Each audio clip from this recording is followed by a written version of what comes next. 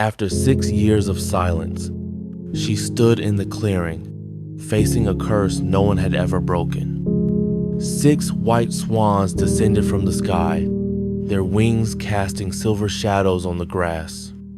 And in the final light of the setting sun, she pulled out 6 shirts stitched from wild daisies, each thread a vow of silence. One by one, she placed them over the swans, and in a burst of golden light, the curse shattered. Her brothers stood before her once more, human, whole, and weeping. And then, after all those years, Clara finally spoke. Yes, and with that single word, she changed the fate of the kingdom forever. There once was a kingdom not marked on any map. It lay hidden beyond rolling meadows and starlit lakes, where the morning fog whispered ancient lullabies to the trees. In this forgotten place stood a castle of quiet beauty, where golden vines curled around white stone walls and sunlight spilled gently across the rooftops like honey. Within that castle lived a young girl named Clara.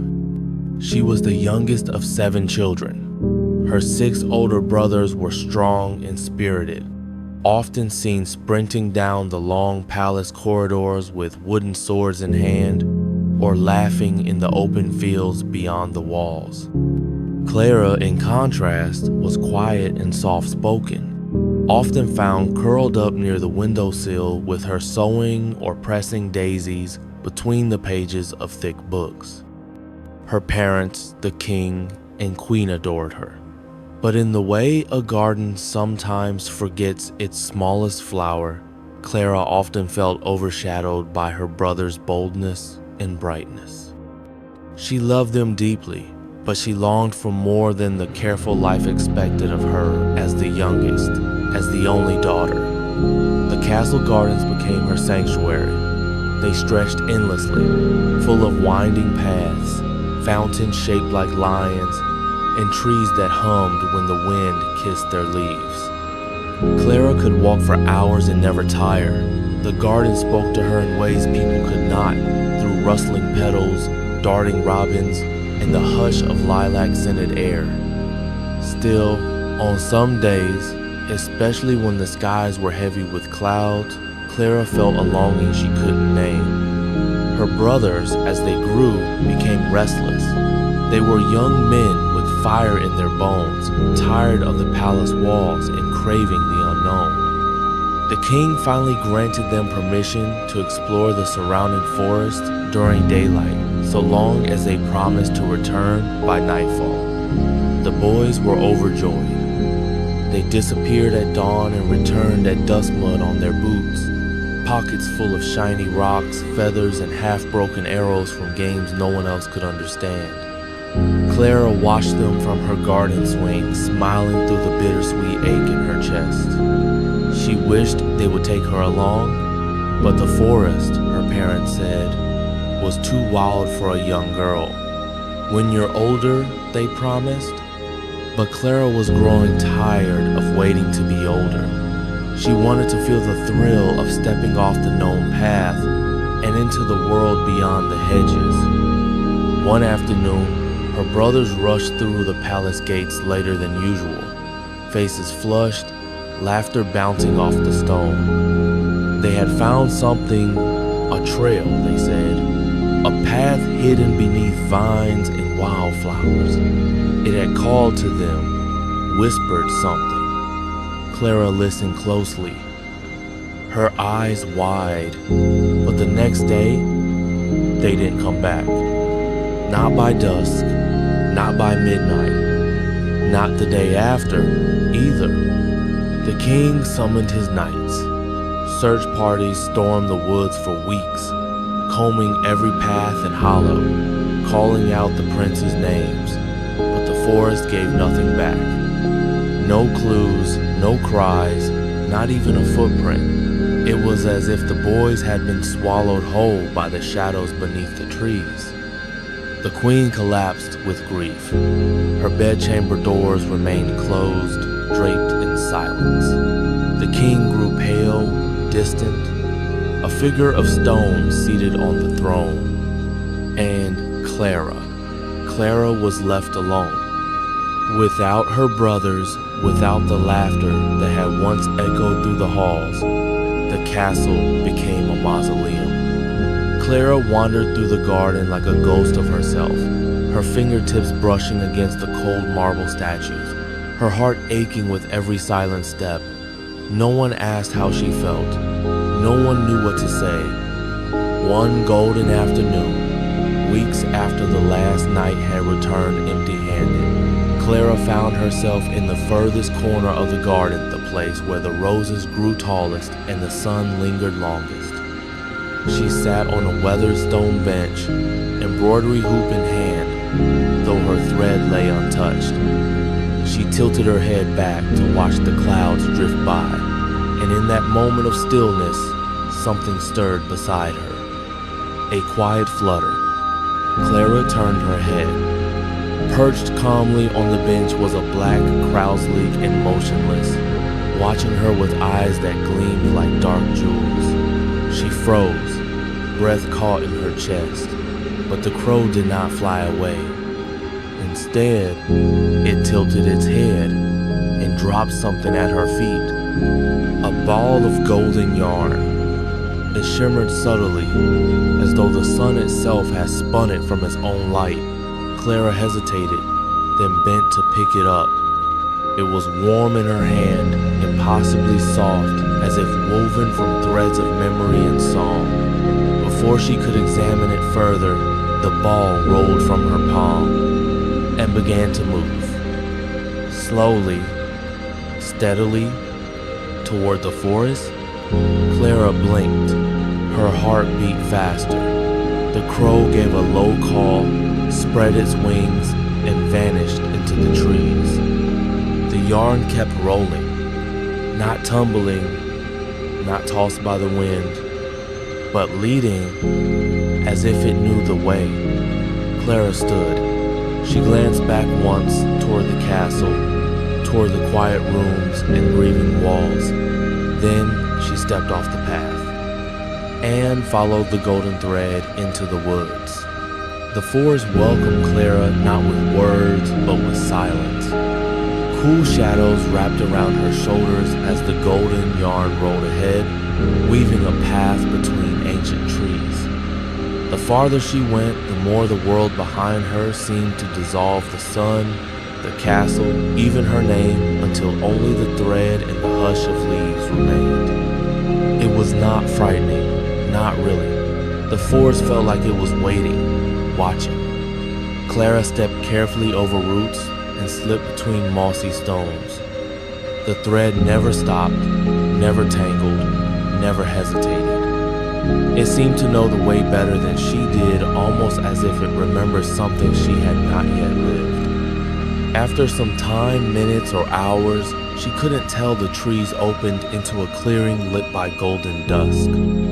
There, nestled in the arms of the woods, stood a small stone cottage, its walls covered in moss and thyme. Thin curls of smoke rose from the crooked chimney. Nearby, an old chicken coop leaned sideways as if tired of standing, and perched on a wooden stool near the door sat a large black crow, the very same, she was certain, that had brought her the thread. Its eyes glinted. Clara stood still. In the center of the garden lay something strange, a pile of white feathers, impossibly large, soft as snow, and scattered like forgotten wishes. They shimmered slightly in the fading light, too pristine to be ordinary. Clara's breath caught. Then the door creaked open. An old woman stepped out, hunched and hollow-eyed. Her long gray hair flowed like riverweed, and her dress was patched with memories. She eyed Clara warily, not with cruelty, but with the weary recognition of someone who has seen the same thing happen more than once. "I don't like visitors," the woman said simply, her voice dry as bark. Clara said nothing. The woman's eyes narrowed at the ball of golden yarn, still rolling slowly toward her porch, and then she saw Clara looking at the pile of feathers. "Don't touch those," she warned, the words sharp and sudden. "You'll be sorry if you do." Clara nodded slowly, but before she could turn away, something moved behind her. 6 young men, her brothers at least, that's who they had once been, burst into the clearing with laughter and leaves in their hair. But the moment they touched the feathers, the world seemed to shudder. Time itself held its breath. One by one, the boys transformed. Where once there had been brothers, there were now swan-shoed, white, graceful creatures with wings stretched wide in alarm. Clara gasped, stepping back as feathers stirred the air. The last to change was the youngest, his eyes meeting hers with terror just before they disappeared beneath a storm of white. She turned to the woman, but the old figure was already backing into her cottage, mouth tight with something that looked almost like regret. Before Clara could cry out, the swans leapt into the sky. They circled once overhead, then disappeared into the forest. All that remained were a few pale feathers drifting to earth and the echo of wings. That night, Clara didn't return to the castle. She wandered the edges of the clearing, numb with disbelief. Her heart, already bruised by silence, now ached with confusion. She had come seeking her brother's sand, found them, only to lose them again in a breath. As dusk bled into darkness, the forest grew colder. She considered knocking on the old woman's door again, demanding answers, but something held her back. The woman had looked sorrowful, not cruel. And Clara sensed that whatever magic had taken her brothers wasn't hers to control. She sat on a rock near the garden, the golden thread coiled in her lap like a sleeping snake. The moon rose, and then a whisper in the wind, soft as breath. Clara lifted her head. From the far edge of the woods came a familiar sound, the rush of feathers, the hush of graceful landing. She stood and ran through the clearing toward the sound. And there, illuminated by silver moonlight, were 6 regal swans gliding silently into the garden. But as their webbed feet touched the grass, something extraordinary happened. Each swan shivered and then shimmered. The feathers melted away like mist, revealing human forms. One by one, her brothers returned. Their clothes were tattered, their faces older, but their eyes were the same. Clara, the eldest, breathed, stepping forward. "Is it really you?" Tears filled her eyes. She nodded, unable to speak through the lump in her throat. The siblings rushed together in a fierce, silent embrace. They built a fire from fallen branches. The old woman did not emerge, but Clara thought she saw a candle flickering in her window. Around the flames, the brothers told their story, how the feathers had cursed them, how every morning at sunrise they turned into swans, and every night at the last light they returned to human form. How they had built this small cottage with their own hand shelter between 2 lives, too ashamed to return home, too afraid to hope. "You found us," said the second brother, voice breaking. Clara held them tightly, but inside her chest, a question had begun to form. Surely, she thought, this enchantment could be broken. There must be a way. She looked to the sky and knew she would not leave until she found it. As moonlight slipped gently over the cottage roof, Clara sat by the fire, surrounded by the brothers she had once feared she'd never see again. Their faces were weathered now, their hands rough with time and labor, but their eyes, those starlit eyes of her childhood, still sparkled with warmth, mischief, and something quieter. sorrow. They spoke in low tones, like the trees speaking to one another in the wind about life between two shapes, about silent skies, about this small house where time flowed like tree sap. Clara listened, hands folded gently in her lap, her gaze fixed on the dancing flame. The magic, her eldest brother said, eyes drifting toward the dark woods. It wasn't created by her, but we crossed a forbidden line. She is only the keeper. Clara tilted her head slightly. She had never seen anyone look both fearful and sad in the same breath. She said the curse can't be broken, her third brother added, except by one person, one exception. Clara felt something stir inside Hera distant calling, as if it had been waiting for her all along. Who? She mouthed silently. Our mother, the sixth brother said softly. Or you? Her eyes widened. The eldest gave a solemn nod. Only someone bound by blood with a heart tied to ours can reach into the threads of the enchantment. But, he hesitated, the cost is nearly unbearable. Silence fell. The fire flared briefly, as if trying to speak the unspoken. You must make a shirt for each of us, the youngest brother finally said, but not from cloth, from white daisies, only daisies. Clara's brow furrowed. Her fingers touched the fabric of her skirt, recalling childhood lessons in embroidery. And during the entire time, the elder said, his voice tight, you must not speak a single word, not laugh, not cry aloud, not whisper our names, not even once. Clara held her breath. If you do, he continued, everything will be lost. The curse will seal forever. Outside, the forest wind passed through the branches in solemn agreement. Clara looked around at the faces surrounding her brothers, who had once carried her on their shoulders, chased away her nightmares, called her by name with unguarded love. She nodded. She didn't need to say anything. One note in, the vow was made. The eldest handed her a folded cloth. Inside were needles, a small wooden box of thread, and a well-worn oak embroidery hoop, the one their grandmother used to use.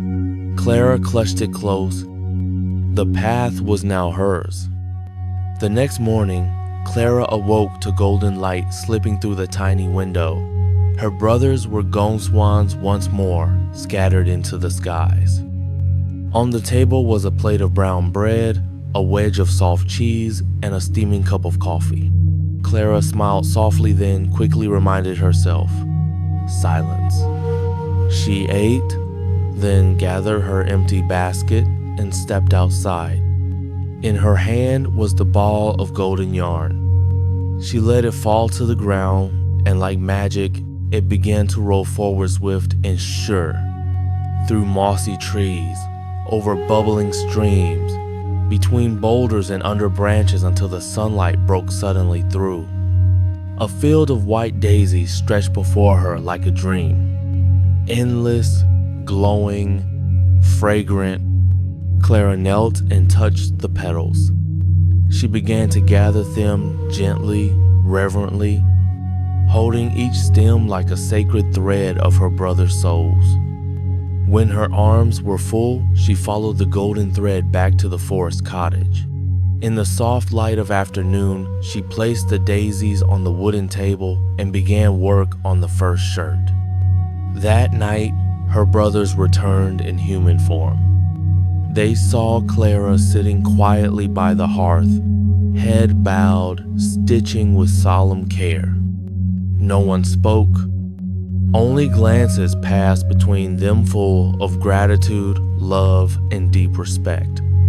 From that night forward, a new rhythm was born. By day, Clara sewed on the porch, surrounded by birdsong and dappled light. By night, she sat with her brothers near the fire, listening to their stories and laughter, though she never joined in. They spoke of the palace gardens, of old festivals, of the games they once played, but Clara didn't dwell on what was. She was stitching what could be thread by thread. Time in the forest moved differently. There were no bells to mark the hour, no scrolls of court schedules or ringing laughter of noble guests. There was only the rustle of leaves, the hush of wind, and the rhythm of Clara's needle. Her days were quiet but full. Each morning, the golden ball of yarn would lead her to the sunniest corner of the forest, where wild daisies bloomed in gentle clusters. She would fill her arms with them until her basket overflowed. Then she'd return to the cottage, roll the thread back up carefully, and settle by the hearth with her needle in hand. The work was harder than she expected. Daisy stems were fragile, and though her hands had once embroidered birds and vines onto silks, nothing had prepared her for the patience this task required. Threading stems together without breaking them took precision and care, and yet, with every stitch, Clara grew steadier. Her silence gave her space to listen not to words, but to the deeper songs of life, the crackling fire, the flutter of wings, the quiet strength rising from within. Weeks passed, then months. By the time the first shirt was halfway complete, her fingertips were rough with green and her eyes weary from the strain. But she never faltered. Not once did she speak, not even to herself. Her voice became something sacred, locked deep inside, reserved for a future moment she couldn't yet imagine. Her brothers did what they could. Each evening after returning in human form, they brought her little offerings: a ripe apple, a ribbon found near the stream, a handful of soft feathers that reminded them of both their curse and their bond. One night, they gifted her a beautiful red ribbon for her hair. Another evening, they surprised her with a soft woolen shawl stitched from forest fiber dyed in berry tonesto, keep her warm as autumn crept in. They never asked her how she was, but they looked at her with eyes full of admiration and something else hope, as if her quiet persistence had become their own reason to keep going. When the leaves turned amber and began to fall, Clara's fingers had memorized the shape of each stitch. She knew the weight of a daisy stem, the time it took to finish a collar, the way light shifted through the window when evening arrived. Her days unfolded like pages in a wordless book, quiet, ordered, full of secret meaning. And finally, one crisp morning, just as frost kissed the edge of the windowsill, the first shirt was complete. She held it up to the light, heart fluttering with something between disbelief and pride. It was beautiful, fragile, yes but whole, a garment made of silence and love. Her brothers clapped their hands in joy that evening, careful not to disturb her focus. She smiled gently in return. No words were needed. Winter came with heavy snow and breath that turned to mist. Clara no longer gathered daisies. Daily none grew in the frozen earth. But her brothers, thoughtful and determined, had helped her dry and press enough petals to last until spring. She spent the cold months by the fire, wrapped in her berry red shawl, head bent low as she began the second shirt. Time stretched and folded. Some nights the silence pressed down heavily. Clara missed her voice not for speaking, but for humming, for laughing, for naming things. She missed the sound of her brothers saying her name aloud. She missed the sound of her own laughter. But never once did she regret her choice. She would not stop. When spring finally broke through the snow, Clara was already halfway through the second shirt. Her fingers worked faster now, more confident. The forest bloomed once more, and the yarn led her again to the field of daisies, brighter and more fragrant than she remembered. She gathered armfuls with a soft smile. In the evenings, Her brothers often sat near her in silence, reading, whittling, or playing simple songs on carved flutes. The companionship warmed her. Sometimes, when the fire was low and the wind quiet, she would pause in her sewing and simply listen. The room was full and yet still. By the time the second shirt was finished, a full year had passed. 1 year, one voice lost. One shirt made of gold and patience. Clara was no longer the girl who once sat in the garden and longed to be older. She had grown in ways no one could see, strength like still water, resolve like rooted trees. The third shirt began in the summer of the following year. Her hands worked with a quiet rhythm, eyes soft, heart steady. By now, the forest knew her well. The crows watched from the trees. The daisies leaned slightly toward her footsteps.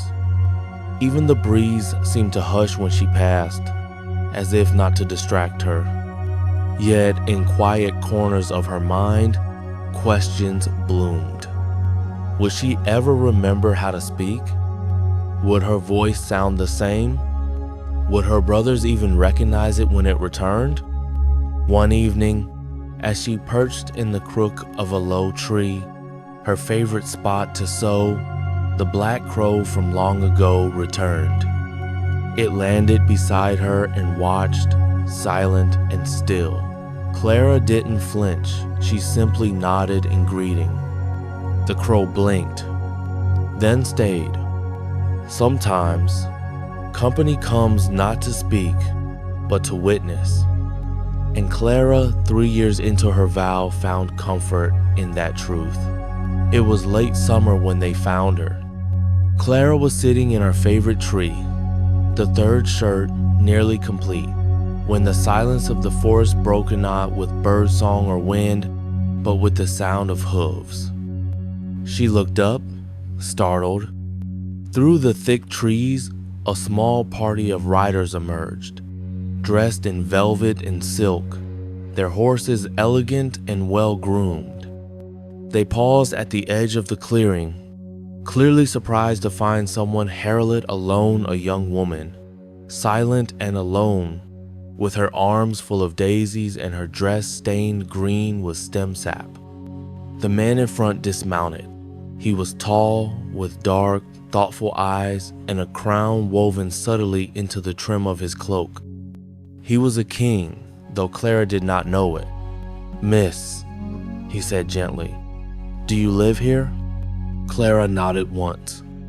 He looked around the clearing. "Are you here alone?" Another nod. His brow furrowed. "Surely you don't live out here without help. This forest is wild." She didn't respond. The others whispered among themselves. The king looked back at Clara. "Please, let us take you to the castle. You will be safe there, fed, cared for." She hesitated. Clara didn't want to leave. Her brothers would wonder. She still had 3 shirts left to finish. But how could she explain without words? How could she refuse without breaking her vow? And so, with a heart heavy with silence, she gathered her things, 3 completed shirts, her needle and thread, and the golden yarn. She tucked it safely in her pocket.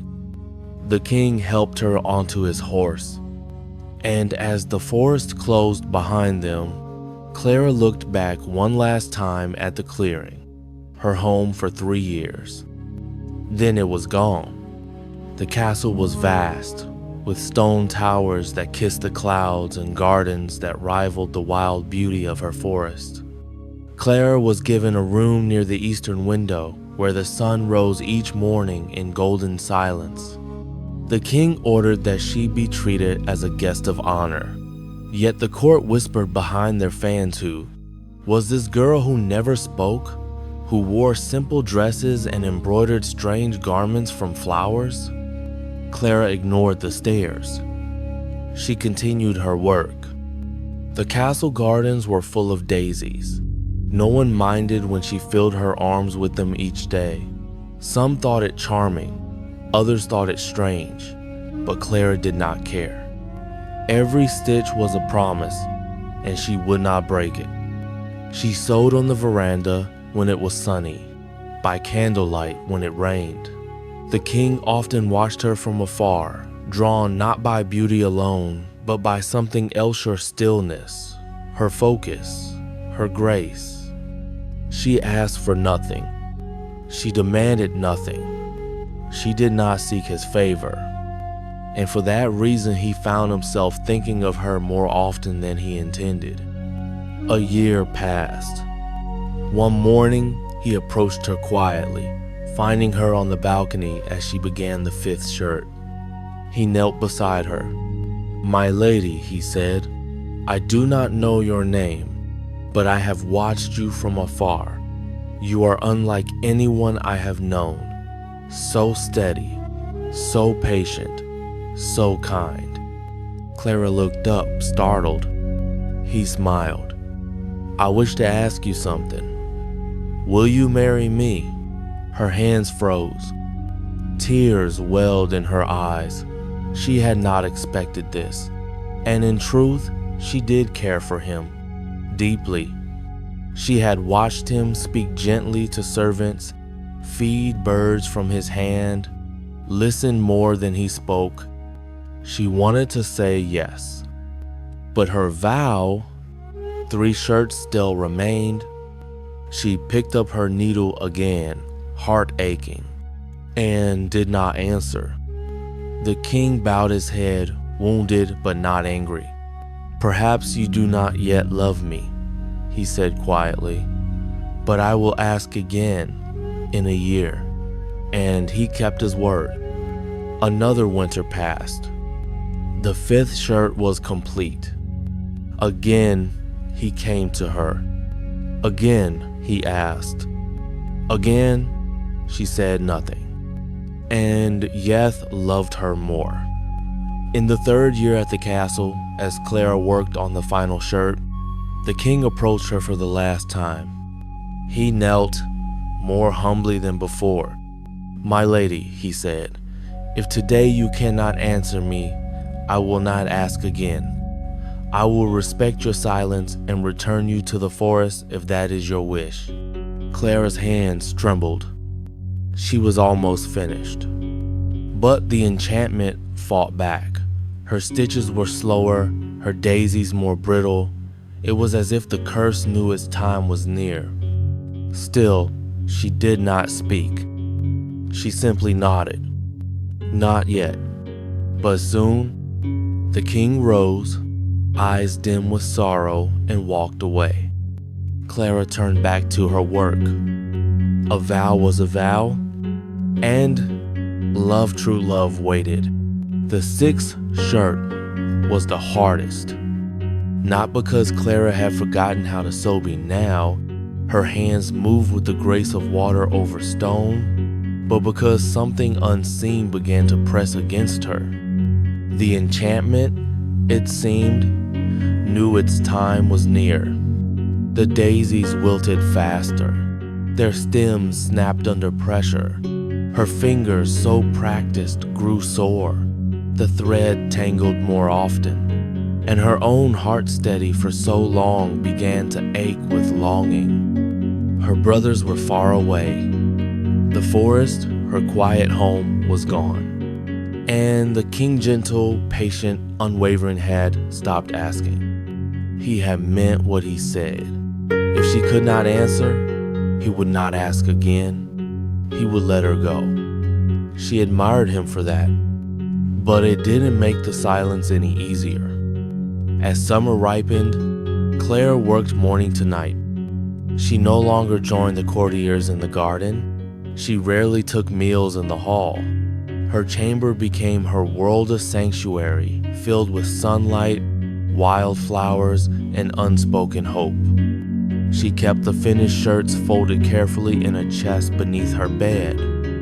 Only one remained. One final garment. One final act of love. Each stitch was a prayer. Let me finish in time. Let me keep my vow. Let them return. On the last night of July, Clara threaded her needle with the final strand of daisy stem. She was so close. Outside her window, stars flickered like quiet witnesses. She sewed until her fingers bled. And just as dawn crept across the horizon, painting her chamber in gold and lilac, she tied the final knot. The sixth shirt was done. Clara looked down at the row of delicate, shining garments, so fragile, yet so powerful. Her hand shook, her heart fluttered, but a question pierced her joy. Where were her brothers? How would she find them again? Then she remembered. The yarn? She ran to her chest, pulled out the golden thread, and cradled it in her palm. So many years ago, it had led her into the forest. Perhaps now, it would lead her home. She dressed quickly and bundled the 6 shirts into a satchel. Moving quietly, she slipped through the halls and down a side staircase, past guards who didn't question her. She had become a myth in this place, untouched, silent, sacred. She stepped into the moonlit garden and dropped the golden ball. It rolled. She followed, through the sleeping castle, through the city gates, and to the woods. The forest welcomed her like an old friend. Mist curled around her ankles. Owls watched from the branches. The air smelled of moss and memory. She walked for hours longer than she remembered it taking the first time, but her feet did not tire. By morning, she saw the clearing. The cottage stood just as she left Itit's roof sagging, its stones soft with moss, its windows golden with light. Her heart ached, but the brothers were not there. Of course, it was morning. They would return only at dusk. Clara stepped inside, laid the shirts on a bed, and sat on another. She was exhausted, but she did not sleep. She waited, and as the sun began its descent, her breath grew shallow. Soon, just as the light turned amber, hooves approached. Clara rushed outside. The king, he had followed her trail quietly, respectfully knowing something sacred was unfolding. He dismounted without a word and stood in the clearing, eyes wide. "My lady," he said, voice breaking, "I came to ask one last time if you..." But he never finished the sentence. A sound filled the air. Wings. 6 white swans descended, their bodies glowing in the sunset. Clara's heart leapt. She ran forward, pulling the shirts from her satchel. One by one, she threw them over the heads of the swans. White feathers shimmered, twisted, and fell away. 6 men stood where the birds had landed, brothers, reborn, taller, older, tears shining in their eyes.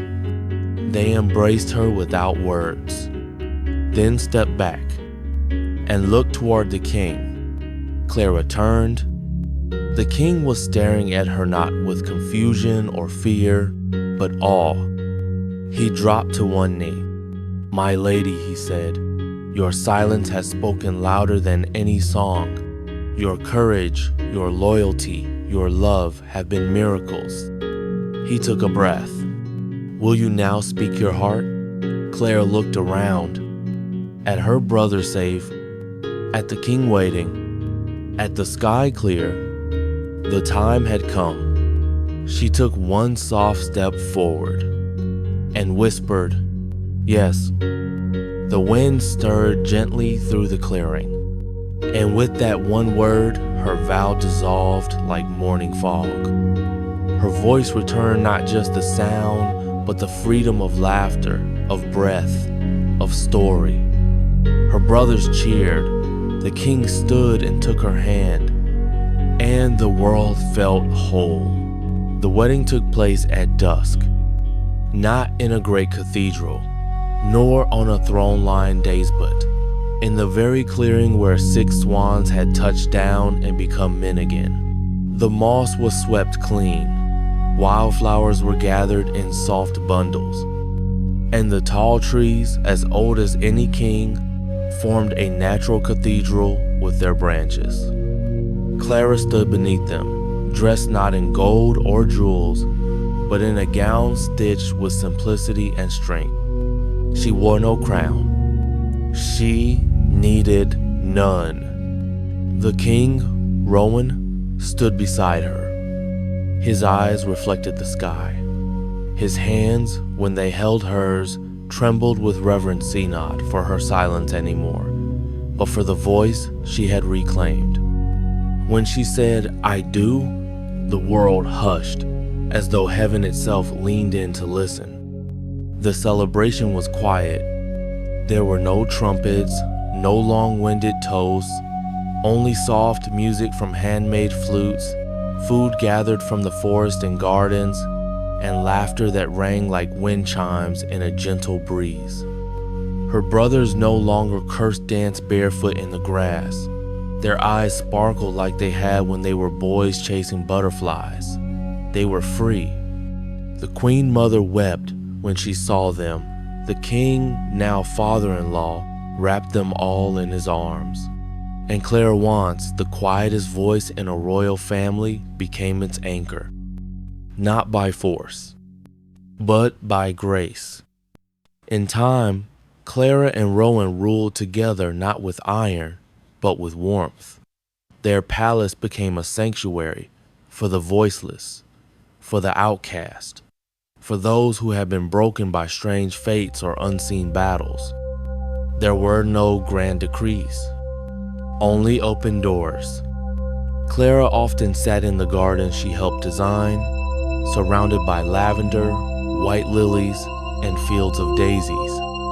She kept her embroidery hoop close by not to make shirts, but to mend blankets for orphans or to teach young girls the rhythm of the needle and thread. Sometimes they asked her, "Is it true you were silent for 6 years?" And she would smile, eyes soft. "Yes." "Was it hard?" "Yes," she would say. "But it was beautiful too." They didn't always understand, but they listened, and that was enough. Years passed, but her legend did not fade. People whispered stories about the queen who wove magic into cloth, about how she once followed a golden thread into the forest and returned with a family restored, about how love had waited for her not once, but 3 times and never walked away. They called her many names: the Silent Queen, the Stitcher of Hope, but Rowan called her Clara, and that was her favorite name of all.